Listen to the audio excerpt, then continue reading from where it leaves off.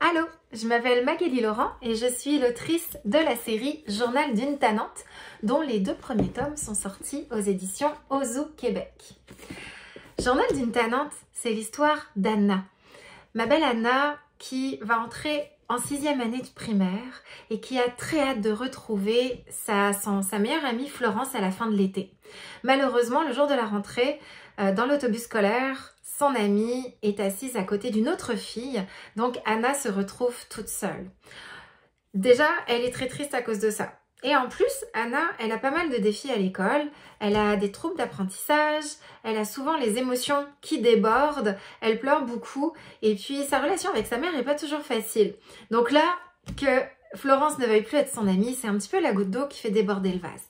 Et Anna pressent que sa 6e année, finalement, risque d'être très compliquée. Pour écrire cette histoire-là, je me suis largement inspirée de l'histoire de ma fille qui s'appelle Elena.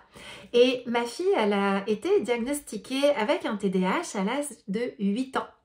Et depuis, eh bien, elle a dû surmonter pas mal de défis, plein de défis que j'ai pris et que j'ai mis dans l'histoire d'Anna. Donc, il y a plein de choses qui se passent dans le journal d'une tannante que ma fille Elena a vécu. En plus, ma fille jouait de la batterie au moment où j'ai écrit ce roman-là, et Anna joue aussi de la batterie. D'ailleurs, la musique est très présente dans la série et on retrouve à l'intérieur du roman des références à des chansons rock des années 70, 80 et 90. Aussi, ma belle Elena, elle court, elle fait de l'athlétisme et donc j'ai utilisé aussi cette aptitude pour Anna qui va vouloir absolument gagner la course dans le tome 2, la course de l'école pour aller faire le cross avec les autres écoles de la région.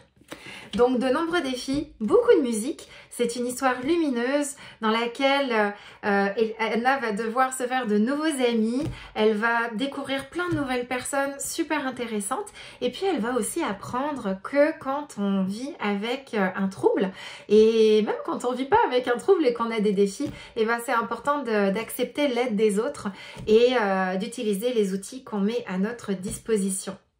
Voilà, donc j'espère que tu aimeras la série Journal d'une tannante et en attendant que tu la lises, je te souhaite un très beau mois de décembre et un joyeux temps des fêtes. Bye bye!